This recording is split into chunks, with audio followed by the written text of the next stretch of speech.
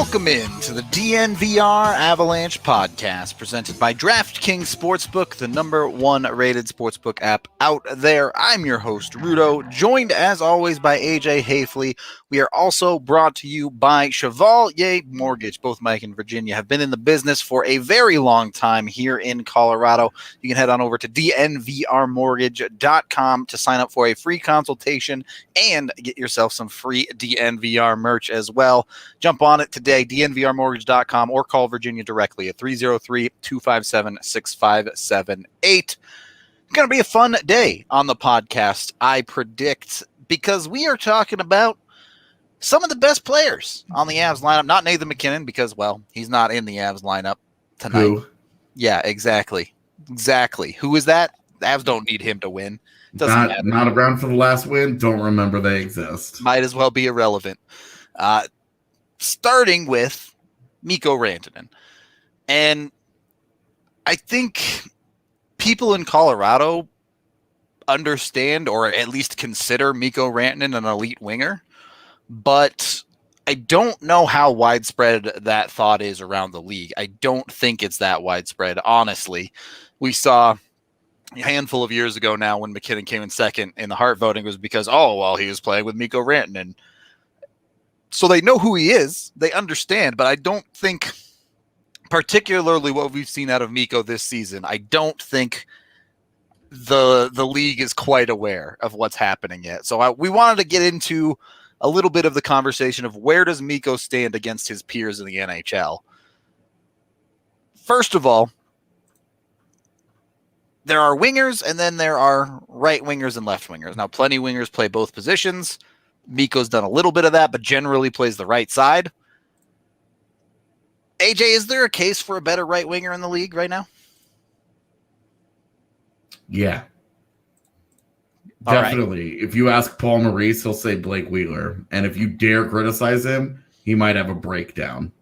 Uh-oh. I don't know if you guys saw what happened in Winnipeg today, but it was weird. It was weird. I did not see this. So Paul Maurice is extremely protective of Blake Wheeler's feelings. Okay. Check it out sometime. Scott Billick has a great thread on Twitter of what went down. It was weird. I've never heard a coach personally protect a player in any sport in quite the way that he did. It was weird. All right, good start. Strange times in Winnipeg, to say the least. Blake Wheeler, one of the few players that does have more points than Mikko, with 11 points in 11 games. You also have. I watched their overtime the other day. Mm-hmm. Both he and Scheifele made decisions that made me legitimately wonder if they'd ever played 3-on-3 before. And obviously the answer is yes, they've played a lot of it. But they both did some of the dumbest things I've ever seen in 3-on-3. And I've watched the Avs lose a lot in 3-on-3 over the last few years. A lot of it because they just did mind-bendingly stupid things. So to watch Mark Scheifele carry the puck into the bench while three guys were changing, physically just ran into everybody and then lost the puck and was like, what happened? It was what the hell did you think was going to happen, bro? It was so weird. Anyway. Yeah. To get back on point, if we're looking strictly at points production, Mikko is in sixth. You have Mitch Marner at the top with 14. Brock Besser, the only person who has more goals than Mikko as far as right wings are concerned. There's no way Brock Besser is better than Mikko. I agree. No, we'll get there. You have the conversation of Patrick Kane, not quite as young as he used to be. Is he playing on the right side? Probably not, but the NHL.com says he does. Okay. So I'm at that point, I know they've had so many injuries that he's probably just playing. He's all three forward positions at this point, basically. Mark Stone's another good one. Yeah, that was the next one I was going to get to. Mark Stone has 11 points in 7 games. But Stone and Wheeler to a certain extent, a little bit. Their production is primarily assists this year. Stone with 9 assists to 2 goals, Wheeler 8 to 3. Whereas Mikko is the opposite with 7 goals on the year. You look at points per game because you kind of have to do a little bit of that this season. You have Stone very much up at the top there, and then Marner. And then, if you exclude all the guys that have played like 4 games or whatever, you start getting into Wheeler and Rantanen at that point. But Mikko's production this year is... It's funny because he's lacking on the assists, and that's because Nathan MacKinnon can't score goals anymore. Right. MacKinnon has just 2 goals on the season, so Mikko's like, I guess I'll start scoring. But his production, you're starting to see this year, I think. And you know what? Maybe you saw some of this 2 years ago too, but he is able to drive play for himself very, very significantly coming off of the wing. Having a 6'4" frame doesn't hurt that, but he's putting it to use in ways that are undefendable. Like, legitimately, what do you do if Mikko Rantanen decides he's going to come down the wall and just run you over? Well, he tried to do it last night to Jonas Brodin, and Brodin defended it really well. Because that's what he does. But I think Brodin is probably one of the better on puck, like straight up defenders in the NHL. But he even then, like, he would still Mikko got his fair share of chances. Yep. He's the way that he's physically imposing as well, especially along the boards this season, has been really impressive. He's getting dirty with guys, and it's like when he starts to figure that part of the game out and it's not so much the really high level fancy stuff, and it's the gritty. Hells yeah. And it's crazy to me because you look at his size, and he doesn't have to be this extremely skilled guy over the ice, but has a fantastic one-timer from the right circle. Top 3 backhand in the league, possibly. One of the best saucer passers in the league, if not the best.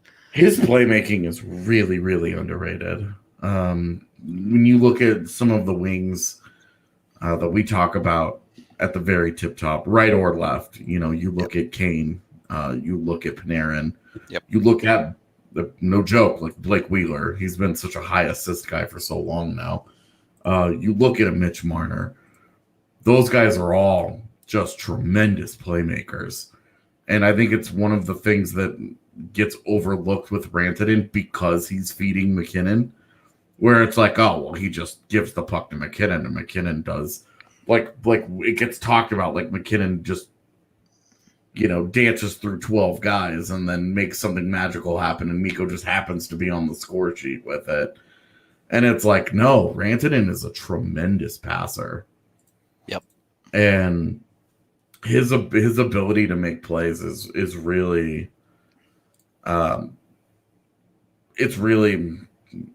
think it's league wide. I think it's really underrated in Colorado. We're so accustomed to it that we see that he drops 50 assists a year, and we're just like, oh, that's a normal thing.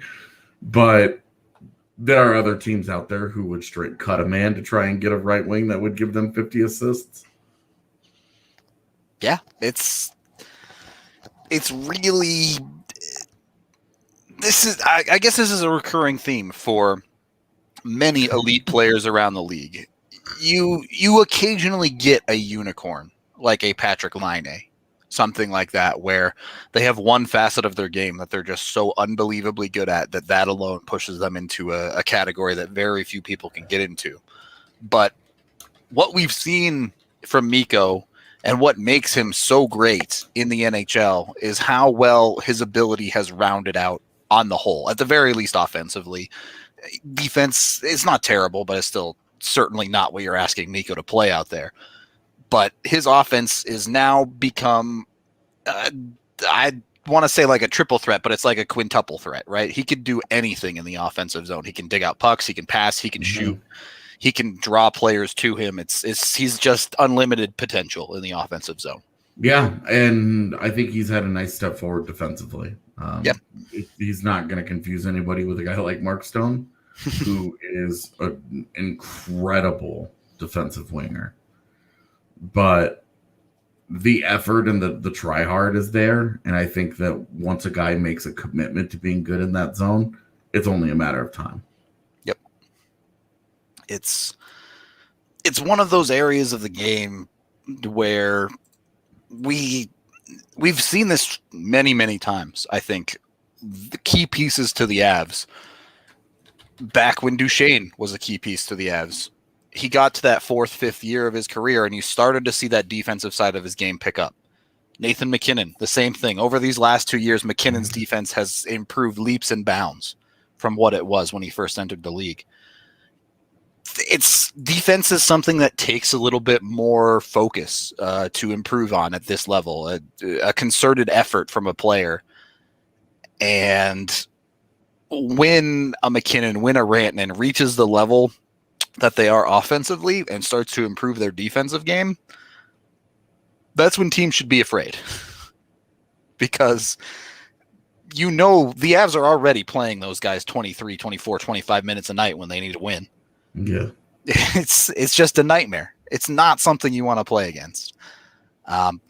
We can take our first period break there, as this podcast is brought to you by Breckenridge Brewery, the official beer of DNVR. Head on over to the DNVR bar, where you can get 8 different beers from them on tap, or of course always go to the farmhouse down in Littleton, which has all of their flavors. You can get curbside pickup from them. Use code DNVR to get $5 off when you pick up from them. And of course, use their Breck Beer Locator online to find Breckenridge beer near you at your local liquor store. AJ's giggling about something over here. I don't know why the max super chat is $500. I don't know. I think it's just the idea that somebody would spend that kind of money on a super chat is tremendously funny to me. Yeah, anything over like 20 is insanity. Let alone 500. I mean, I've been so poor most of my adult life that even $20, I'm like, you just got that sitting around? I mean, I hear you, nice. But like, I watch enough Twitch to be like, oh, the $20 donation. Like, I've seen it. That's big, but I've seen it. Someone donates $500 and like the streamer runs around the room and poops himself. I've watched one of those small streamers where they get rated, and then somebody, a whale drops an $800 donation. I've seen like $100 donation. And that person legit just starts bawling. Like, that's exactly what would happen to me if you and I were streaming something and somebody was like, "Here's even a $500 super chat," I would be like, "That's like a life-changing amount of money." Like for some of us, $500, it's not going to change my life, but boy, does it ever just oh my gosh. Being poor sucks. It does. You know who isn't poor? Mikko Rantanen is not poor. I'm curious about so the other question about Crosby coming to the Avs after he's a UFA. That happens in 2025. That's 4 years from now is when that even becomes a conversation. Yeah, so seems unlikely. There's no way the Avs ever trade for him, basically, unless they're giving him away. So I was gonna say something, but it's too soon, so I'm just gonna move on. Okay. As much as the MacKinnon Crosby meme is great. Were you about to make a Nolan Arenado? No, it's too soon. It's too soon. I would say the question that Chris Greenway that he asked is about the expectation for Mikko and how does his current pace compare. I think the expectation for Mikko is point per game, right? I think so. Like that's kind of the area that we've seen him produce for the last 3 years in that range, and so I think that it's become a reasonable expectation. Regular season and postseason, he's been a point per game player, and so I think that's a fair place for us to kind of have those expectations. His current pace would be a little bit behind that again because the assists are really lagging back. I mean, but he's MacKinnon had 2 goals per game, but yeah. Like MacKinnon had 2 goals. Landeskog's off to a slow start. If those guys pick it up, naturally you'll see Rantanen, the assist total start to come up as well. And then I think, he's been one of the top scoring players since his sophomore year in the league. He's been one of the top scoring players. Yep. On a point per game basis, he missed so many games last year that if you were to just go and look at raw points over the last 3 years, he gets dinged a little bit for that, but the point per game, he would be right in there. It's right on it. And yeah, if your expectation is a point per game player and you're living up to that, you're elite, correct? Like there's no argument against that. Yep. There's no nitpicking, in my opinion. There's no nitpicking a point per game player. Yep. Like JT Miller last year was a point per game player, and instead of being like, wow, what a great season he had, it was a lot of, well, Pedersen carried him in MVP caliber season and all this, and it's like, okay, now that it's not happening again, it's like, well, so maybe you should have just enjoyed that a little more. If you'll let me nerd out about the advanced statistics for just a minute here. Of right wingers that have played at least 50 minutes this year, Mikko Rantanen has generated the most shot attempts while on the ice. He has the second best Corsi percent possession metric at over 62% offensive control. He generates some of the best expected goals for rates, some of the best scoring chance rates, some of the best high danger chance rates across the board. Mikko Rantanen his underlying metrics are a machine. And I think that's what's so exciting about him is that, look, how the bread gets made here a little bit, he's probably not going to keep scoring 6 goals in 7 games, things like that. But the production is not out of the norm at all as far as points per game relative. You can expect that to continue, if not move even more in the correct direction for Mikko. And he might not be the one scoring the goals, but the on-ice shooting percentage for Mikko is only 9.47%. So the number of goals going in is totally normal. His PDO is a little bit high because Philip Grubauer is saving 95% of pucks while he's on the ice, which is crazy. But it's everything about Mikko's play screams sustainable for a guy who is in the upper echelon at his position. Yeah, the defensive advanced statistics aren't great. They've never been that great.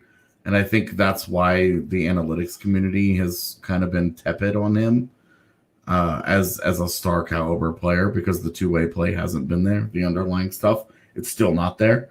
Like I said, he's not going to confuse anybody with Mark Stone. And where Mark Stone is succeeding is that his offense has come around and but I just defensively he's dominant. I just watched Leon Draisaitl win a Hart Trophy with disastrous defensive metrics. So. It's true. Yeah. I mean, he also scored, 120 points or 110 points in 70 games or something? He did, but... And that was what drove that. It was a dominant offensive performance.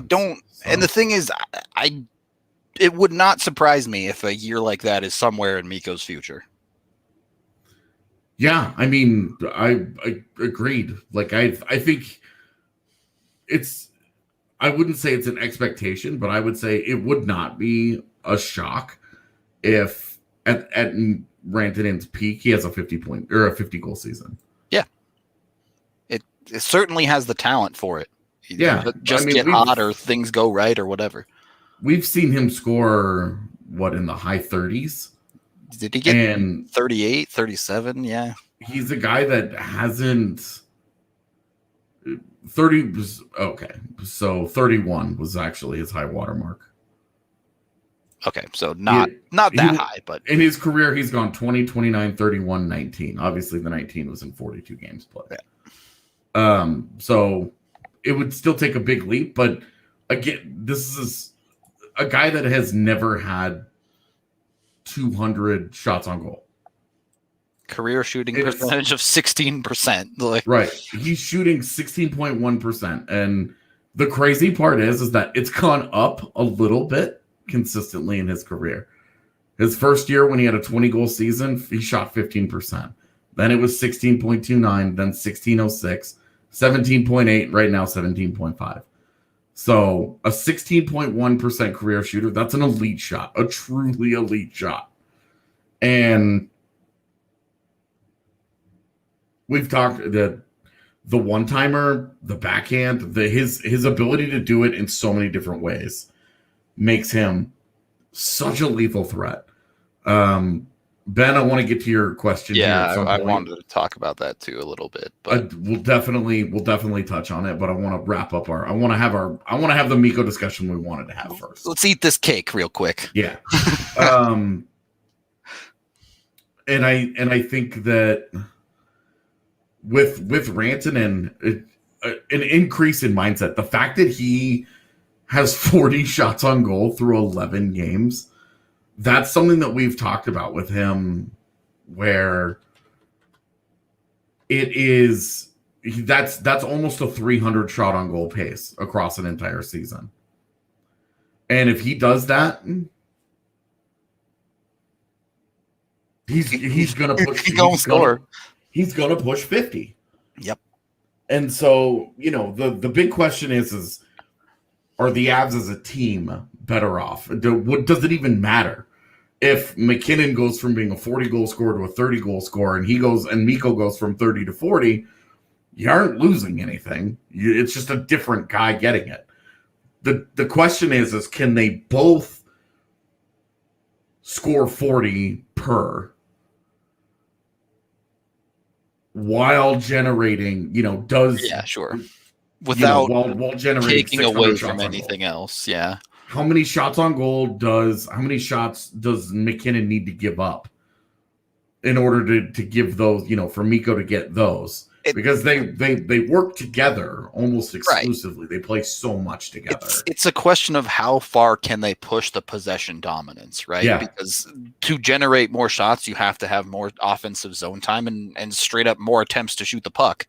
And if teams continue to struggle to defend them, because right now when MacKinnon and Rantanen are on the ice, there is no way that you can defend both of them effectively. Sometimes, I mean, situationally dependent, of course, but teams can't just double team MacKinnon like we saw at the start of this year. If you double team MacKinnon, then guess what? Mikko's going to start throwing pucks into your net. So it's really tough for other teams to do it, and it's a matter of how much can they maximize that pressure between the two of them. Yeah, to drive even more production home. And you get into another conversation there of how much can you push the playing time on these guys? Yeah. But, maybe a conversation for another day a little bit there. The point with Mikko here is I'll put you on the spot a little bit, AJ, but yeah, Mikko, top 5 winger in the league? Top 3? Top 10? I would say if we're counting right and left, I would say top 10. Okay. Because Mitch Marner is fantastic. Mark Stone is the best two-way guy in the game. Artemi Panarin is the most dynamic offensive winger in hockey right now. There's 3 right there. Yep. And then you get into some of these other guys that, where I think you can make the argument. I think, Patrick Kane, et cetera, et cetera. I think that without Nathan MacKinnon. This is his opportunity the next however long it is, 2 weeks, 3 weeks, whatever. Top 5, whatever. Yeah. Exactly. If Rantanen just keeps chugging along and he's still humming along point per game pace, scoring goals, dominating and doing all that without MacKinnon. I mean, we saw last year what that did for Draisaitl's Hart campaign when Connor McDavid got hurt for like 11 games and Draisaitl scored like 25 points in that time or whatever. And then everybody was like, see, he's not just a product of McDavid. Yep. This is Mikko's chance to kind of prove that to himself too. And I think that it's a great chance for him to prove to himself. He doesn't need Nathan MacKinnon. Not that I think he believes that, but if he gets into a mindset where he understands he can dominate no matter who he's playing next to, I think it's all the better for the Avs in the future. Now, if it goes the other way, maybe this hurts. For sure. If he struggles a bit over the next 2 weeks. Yeah, and it starts to look like he's really dependent on MacKinnon, maybe we start to look at things a little bit differently. I don't know. They're probably going to play together for a long, long time. So It may not matter that much, but it will be interesting to see how Rantanen handles it. And I would say right now, top 10. Before going higher than top 10. You say it so somberly, like he's only top 10. Well, and because I know like the hype that we've put on him and that's kind of been around him this year from Avs fans because he's been so damn good.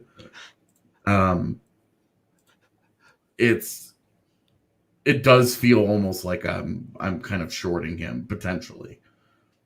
I hear you. I'd ask again in 2 weeks is what you're saying.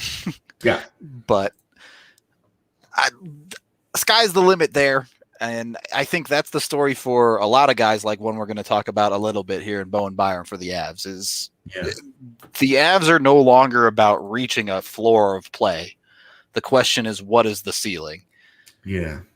And we will get to that, but we do need to take our second period break first. This podcast is brought to you by DraftKings Sportsbook, the number one rated sportsbook app out there. You can head on over to DraftKings.com/sportsbook to enter into that Super Bowl prediction contest. $55 million in prizes they're giving away, with up to $1 million per person if you get all the predictions correct. And you're guaranteed to win a little bit just for entering. I think you can win up to $25,000 just for entering. I'm not sure what the exact number is, but why not? Go get yourself some free money just for trying to predict the Super Bowl. It's a blast. You can have a ton of fun on there. There's also a bunch of odds boosts, a bunch of crazy stuff you can make for bets if you want to throw a little bit of money down on the Super Bowl. So jump on over there, get in on it. No-brainer bets that are basically free money. Odds boosts that can make you win crazy amounts of money. The only Avs bet we ever recommend is Mikko for over on the shots, because that one is like 9-2 or something on the year. Free money. It's free money. If you bet Mikko over on shots every day, you'd be up like 5 units. It's ridiculous. So there you go. Go make yourself money on the Avs as well. Download the DraftKings Sportsbook app now and use promo code DNVR to get a shot at doubling your money if a touchdown is scored in Sunday's game. Pretty sure there's going to be a touchdown in the Super Bowl. Not 100%, but pretty confident. You can also get that new user sign-up bonus of up to $1,000. Just head on over there and use code DNVR when you sign up. Let them know we sent you to get your chance at all of those bonuses. Must be 21 or older. Colorado only. Bonus comprises of a first deposit bonus and first bet match, each up to $500. Deposit bonus requires 25x playthrough. Restrictions apply. See DraftKings.com/sportsbook for details. Gambling problem? Call 1-800-522-4700. Third period of the DNVR Avalanche podcast presented by DraftKings Sportsbook. AJ, do we want to get to that question from Ben now before we jump into Bo? So there's some good questions from chat today. Yeah, chat's been popping. So Ben asks, if you didn't watch yesterday's podcast, first of all, go watch it because AJ was popping off. We talked yesterday about a game where the Tyson Jost hate seems to be never ending. But at the same time, we also talked about poor play from Avalanche players. And I'll speak for myself, but from my side of things, the separator between calling out a player for bad play in a hockey game and the persistent negative feedback loop that people seem to be stuck in with Tyson Jost are two very different situations. I have no problem with people calling out Tyson Jost when he plays a bad game and needs to be doing something better. Yeah, and I even put the caveat in there last night. If all you want is to expect more from Tyson Jost offensively, that's fine. If your frustration with Tyson Jost is that it feels like he's 90% of a really good NHL player, and it's that last 10% that's missing, and that it's always something, right? It's a bad bounce, it's a bad break, it's whatever. The reality is through 10 games, the guy has 1 assist. And that's your frustration. That's fine. My frustration last night was that when he missed the empty net, missed. I think he hit the side of the net. Yeah, with defenders in front. And then pins the puck and ends the game. So he won the game either way. Yeah. Yeah, he scores the goal. He accomplishes the same thing if he scores the goal or doesn't. And then even if he had scored the goal, people would have dinged him for only scoring an empty net goal. But my frustration last night was that people wanted to celebrate him missing the empty net because they want to be right they want to feel justified in their anger towards him. It's not about criticizing players. I'm not saying people can't criticize Tyson Jost. It's that they want to dogpile on him. It's that every year, every sports team, its fan bases have developed the whipping boys, the targets of criticism. For Tyson Jost's entire career, it's been him. And wanting more from a player that was drafted in the top 10, not living up to expectations and such, that's a perfectly natural thing. That's something that we're all going to have conversations about forever. And I don't have any issues with criticisms of a player as it relates to their on-ice ability. But when it crosses over into celebrating a player's failures because you're so desperate to be right in that conversation, the difference between, Ben, what your examples, I even said, I hope Sheldon Dries' family isn't watching because this isn't personal. It's not personal when I say Sheldon Dries isn't an NHL player, an NHL caliber player. It's not personal when I say Landeskog was trash last night. To a man, I bet you Gabe Landeskog would say the same thing. It's that he has a lot better, but going out of your way to dogpile on top of a player who is struggling because you want to be right in the conversation and because you want to celebrate a player's failures, I'm not about that, man.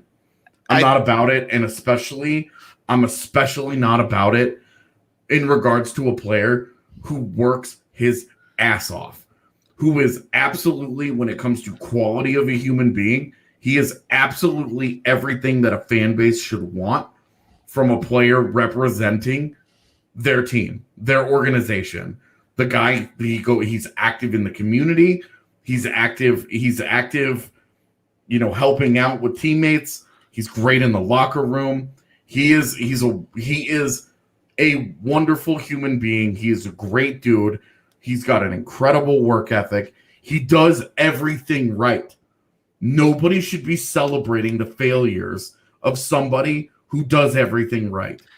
I would even go a step further and say part of the problem for me in this conversation, specifically with Jost, is if you're going to criticize him, be accurate in your criticisms. I'm so tired of waking up to someone telling me that Tyson Jost should not be an NHL player because the dude is an NHL player on pretty much every team in the league. And at $900,000, he is perfectly fine. Yep. And again, I am not saying you cannot criticize Tyson Jost. There's plenty there. that you can be frustrated with. Like, plenty. That's not the conversation at all. But I don't like telling people how to be or how to act. It's just there's a certain thing. This is my own personal crusade here. I'm over the way that we want to tear everybody down. Everybody. All the time. The way that we, like, societally seek to rip apart everything. Instead of celebrating some of the good things that we can. You know, the Tyson Jost has taken huge steps forward in the last 2 years towards being a really, really serviceable bottom six player. The offense needs to come. And I've always agreed with that. The production has to be there in order for him to continue to justify staying in the lineup. Otherwise, and I use this comparison all the time because it was very apt, you're Gabe Bork. There are a lot of Gabe Borks in the world. You should definitely be. You have to produce offensively to stay in the NHL. That's just the truth. Here's even that statement. You can talk about a lot of people use the Gabe Bork comparison as a negative. And if you're comparing a 10th overall pick to becoming Gabe Bork, maybe there's not value there.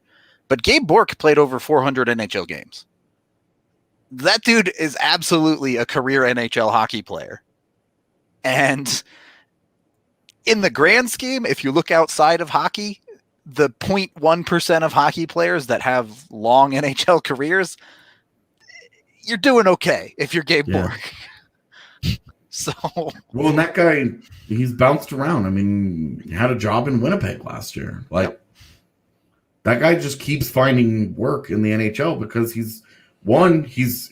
works really hard. He's a quality teammate, a quality person who puts the work in. And the NHL, maybe more than any other league out there, values that. Values doing things the right way. So I think that's just before, I mean, not to relitigate the conversation from last night. Just that is the difference in that question. In no way am I saying that people can't criticize players. I would never say that. Simply that last night it crossed into territories that I was uncomfortable with, where people were celebrating the failures of a guy that they are perpetually frustrated by. And I don't think that's necessary. Being frustrated by a guy is fine. That's sports. That's fandom. That's humanity. But dogpiling on somebody, I'm not. I don't like it. For sure. Be good to each other as human beings, always. Also, be excellent to each other. Yeah. Bill and Ted had it right. Exactly. You can also be excellent if you want to come hang out and chat, talk about your frustrations with us 5 days a week. Be sure to like and subscribe to the YouTube channel because, you can hit that notification bell as well because, we're live here. We're always talking Avalanche hockey and otherwise hockey. So come on down. Be sure to watch on YouTube. It's the best place to get involved in the chat. I know we always have people talking on Periscope as well, but the mass of the community is on the YouTube chat. So if you want to be part of the group, head on over there, do part of that. Let's get into what we were supposed to talk about in this third segment. Bowen Byram. All questions about him remaining in the NHL are now gone as he has played 8 games. So 2 games beyond the limit. And he ain't coming out of the lineup anytime soon. We talked about this in the preseason, how, yes, we did expect Bowen Byram to be on the NHL lineup. We had a part of our preseason predictions was how many games does he play, and I think we both said 40. 40. Yeah, and the number now looks like it might be 52. So. Yeah. It's fun. I was actually thinking about that 40 last night, and I was like, that number's low. Yeah, it's definitely looking low for sure. But if we cross the baseline that Bowen Byram is a permanent NHLer at this point, yeah, what are reasonable to look at for expectations for him across a season, because he's played 8 games. He's done some exciting stuff. Right now, he's sitting on 1 assist, and that's it for a stat line. A couple of penalties that we've talked about. Would like to see him rein that in. But boy, is he fun to watch. So for the record, I actually had a dream. My dream last night. Oh boy! And Z can attest to. I talk in my sleep, and she says that I talk about hockey almost exclusively. And that last night, my dream was about Bowen Byram scoring his first NHL goal, and it got taken away because they determined that Jonas Donskoy tipped it. Oh, for the 3rd goal of a hat trick, oh. And then ultimately it got challenged, and they took the goal away entirely because of a high stick. So no hat trick, no bogle. Exactly. And then I woke up and was like, that dream sucked. What's that meme with the chick and the guy in bed sleeping together? We need this meme to get made where the chick is like, I bet he's thinking about other girls. Yeah. And the guy for AJ right now is like, when's Bo Byram going to get his first goal?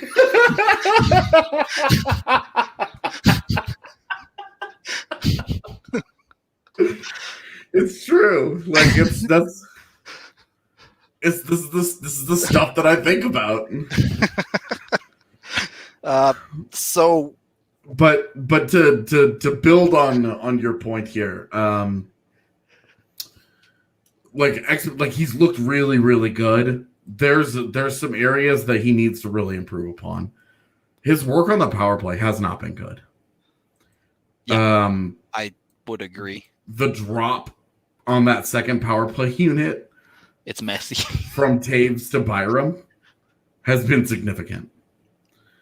So that's an area where we thought he would transition and look good immediately. He hasn't. Yeah. And I wonder how much of that is that G is kind of the quarterback of that second unit. Yeah. He's sort of the focal point running the show up top. And Byram is kind of the other guy on the other side that comes down on the half wall. I think you're right. Like, look at how they ran it with Girard and Taves, right? The play that everyone lost their mind over is Taves staying high at the point and Girard being the player that penetrates. You've already seen it at the NHL level. When Bowen Byram is at his best in the offensive zone, it's when he's moving his feet, when he has the puck on his stick, and when he's drawing players to him. Mm-hmm. It's a hard fit for me. The way Girard wants to play the power play and the way Byram wants to play the power play, I think, are a little too similar. Yeah. We don't really know what Byram's shot is going to look like. At the NHL level, sure. Yeah, in the NHL. And we haven't seen him unleash it much. Yeah, he's been... And in the WHL, his bread and butter is his wrist shot. He's not a guy booming shots from the point. So there hasn't been a lot of that coming out of him where you want to see him cut to the center of the ice and get a wrister off. But I don't want to overstate his ability, but similar stylistically to what Makar loves to do, cutting through the middle and murdering people. That's how Bo, I think, is going to start scoring goals. But, if he can't beat NHL goaltenders, then that's a bridge you have to cross. Yeah. And that was something that that's something we've had to learn over time with Girard. Yep, for sure. Dude just isn't going to score a lot of goals in the NHL. Yeah. Never will. And that's okay. But Byram was also a guy that scored, I think, 30 goals his last 2 years in the WHL. Yep. So I think there's just a higher expectation here that he is going to be a guy that does find the net. It's just got to be what does it look like? Yeah. How do you put him in a place to succeed? For sure. You look at Makar's 12 goals last year, and how many of them were him throwing pucks from up top? Not many. The one look at where he scored the goal that he has scored this year. Is he at the top? Is he right up there at the blue line? No. And I think that's where Byram's got to kind of figure it out. Yep. Is he has to get to that comfort zone. He's got to find the success. Yep. For sure. He's got to find that success and say, where is this going to work? Because I think that there's plenty there. I personally think that he's a guy that could be an 8 to 12 goal guy. Like, I think somewhere in that range on a consistent-ish basis. Again, and I stress this a lot because people give me the Makar's going to score multiple 30-goal season stuff sometimes because MacKinnon said it on a podcast, and it's like, that's happened exactly one time in 30 years. So let's not get too excited. There's still defensemen reining in a little bit. Defenseman goal scoring specifically is very random. Like, and my favorite example was looking at Sergei Gonchar, who, and there was a 5-year stretch where he was just pouring in goals, and then in the middle of that stretch, he had a 2-goal season where he shot like 1%, and it for no reason, no rhyme or reason whatsoever. It just happens sometimes with defensemen. Defenseman goal scoring is very random. So when I say 8 to 12, I'm talking about like an average across like 5 years. Yeah. Somewhere in that range, I think is where he probably settles in. You could see a 5-goal season and a 20-goal season in there. But you could easily, right. I mean, remember, Nick Holden had a 10-goal season. Ryan Graves scored 9 last year. Like, sometimes these things just fall out of the sky and it just works for a dude. Yep. And for a guy as talented as Byram, if he has one of those years where everything is dropping, it could be a 20-goal season for him. For sure. Because he has that kind of talent. And he attacks with the puck in such a way. For his expectations for this year, assuming I think Z had back-to-back 7-goal seasons. I don't think he ever hit 10. Sounds right. But I think, again, you'd probably want to look that up just to check. With Byram, I think that assuming the Taves injury is not significant, he could lose some of that power play time because he has not done a lot to say this has to stay. We've got to keep it. No one's written a fanfic about it yet, so. Well, that's probably just because I haven't gotten around to asking Cassie for it yet at this point. I think she's ready to rock anytime we have a topic. A request. Yeah.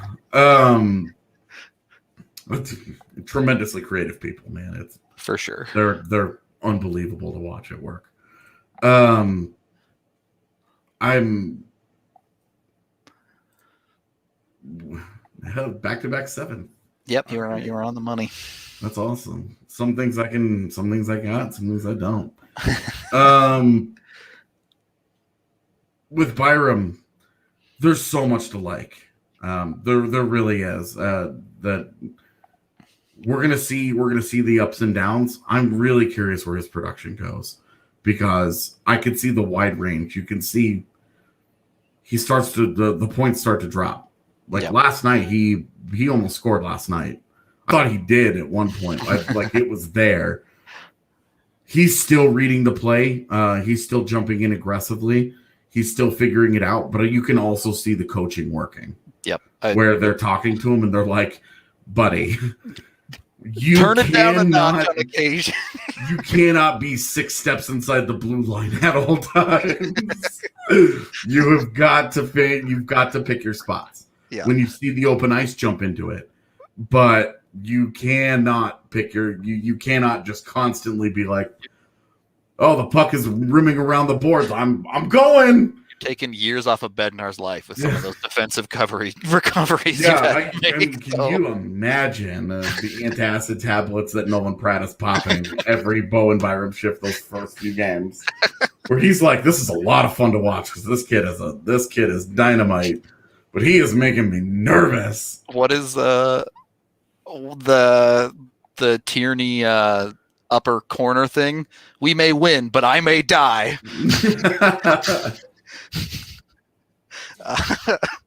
So Yeah, I do think it's hard for him to place expectations, but we talked about it on last night's show. You know, Blaze talked about already you can see his defensive positioning is getting better.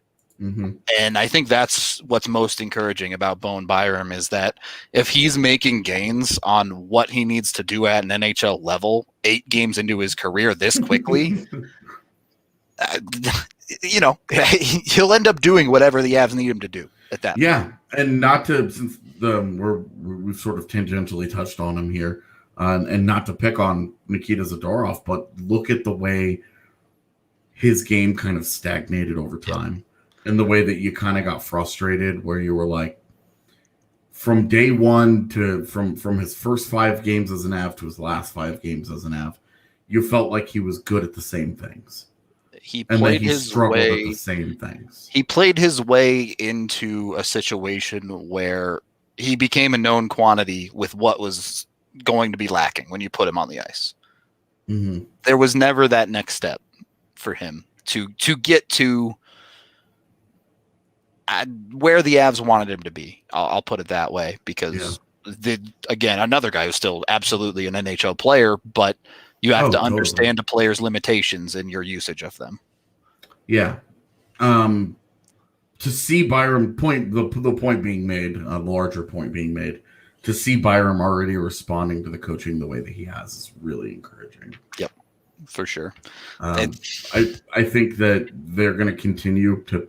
But I put out that tweet yesterday. It said, "Me, an idiot." Yeah. The Avs. It's gonna take a while before their top pairing becomes Byram and Makar. The Avs' response was, "How does 8 games sound?" Oh, this is a masterpiece. Hang on. Thank you, Micah. I appreciate this very much.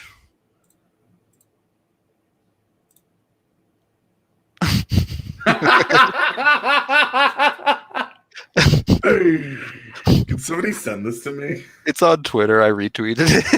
Yes. Can someone get Z's profile picture from? Oh, there you go. Yeah. From Twitter and put it over the girl's face just to really make it like realistic to life. Anyway, back to our topic at hand.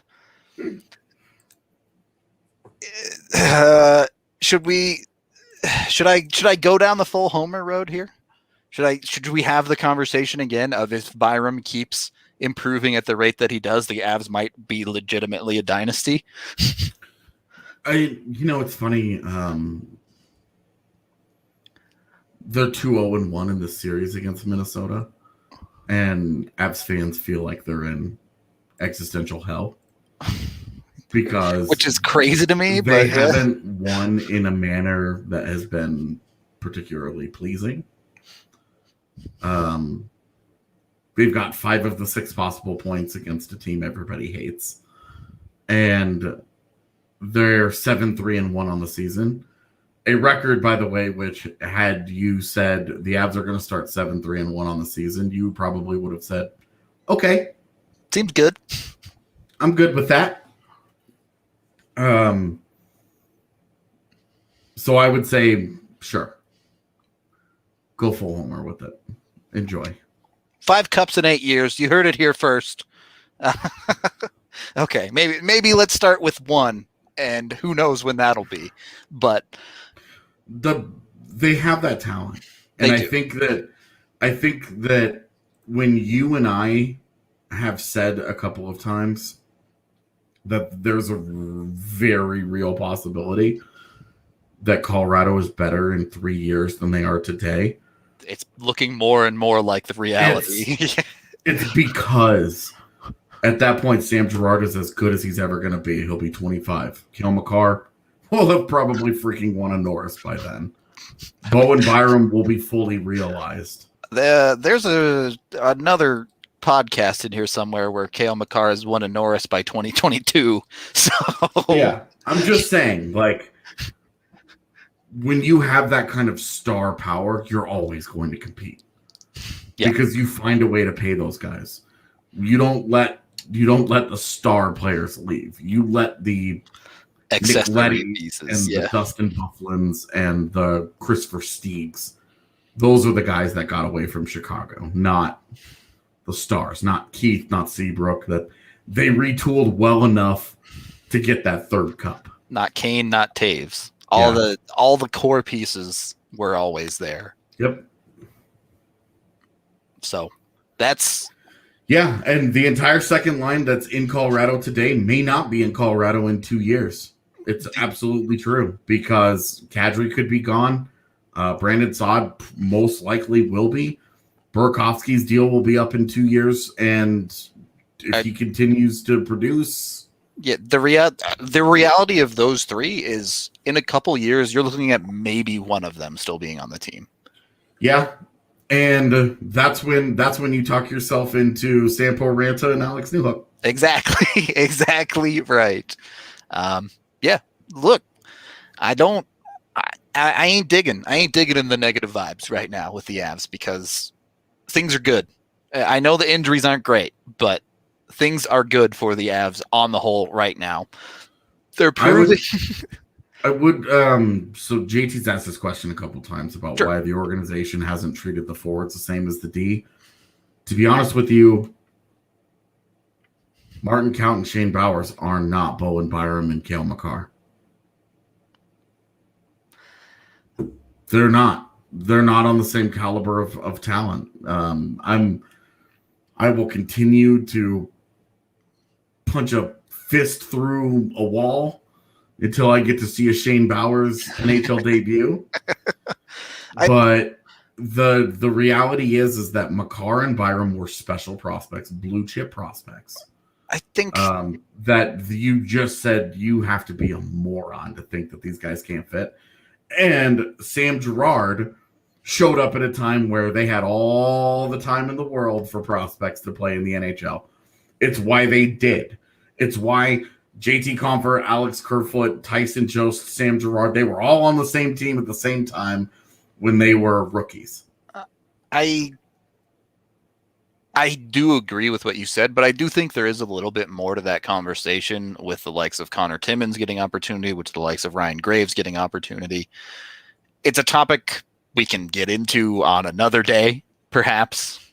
But yeah, well, it's tough to find one because they play all the goddamn time. Yeah, right. Every other day we're doing a post gamer. Yeah. And then we have Free Skate Friday, which is kind of a show of its own unique personality. Indeed. And then they play all weekend, and next thing you know, it's hard to have this conversation. The next time we might be able to have this conversation, both those guys could be in the lineup. Yep, it's very possible that within 2 weeks, those dudes are playing Avalanche hockey. So, ooh, I think about this a lot, actually. Would the Avs be better with Brady Tkachuk or Byram? I mean, today the answer is probably Tkachuk, right? But so the world changes completely because you could also change it to Kirby Dach, and that's a whole different universe, but... right? Because things don't happen. You know, Brandon Saad's not in Colorado. Nazem Kadri's probably not in Colorado. If they have Brady Tkachuk, Brandon Saad definitely isn't.